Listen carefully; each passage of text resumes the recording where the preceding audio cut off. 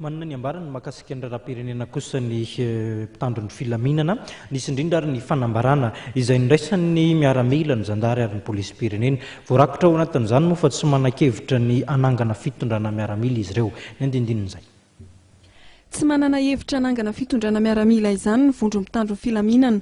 Raha ny fanambarana iraisana avy amin'ireo vondro mitandron'ny filaminana dia ny zandary, ny miaramila ary ny polisy izay nivoaka omaly. Toy izao ny votoatin'ny fanambarana nataon'izy ireo.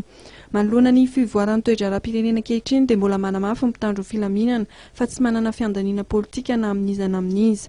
Manampy amin'ny fampiarana ny tany tandalana ary anisan'izany ny fiarovana ny fahaleovantenan'ny fitsarana amin'ny didy izay avokany, mitandro ny fandriam-pahalemana sy ny filaminana mitandro ny filaminana.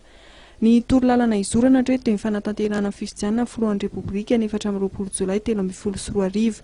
Noho izany dia tsy marina ny filazana fa nahazo fankatoavana avy amin'ny mitandro filaminana ny fanatanterahana ny fanapa-kevitra politika nataon'ny vondron'olona na izy na izy. Tsy misy fiheverana anangana fitondrana miaramila izany avy amin'izy ireo. Handray andraikitra amin'ireo mpitandro filaminana izay minitsy manaja ny tsy fiandaniana politika izy ireo araka ny fanamezan-tokony nataony 17 Aprily 2024.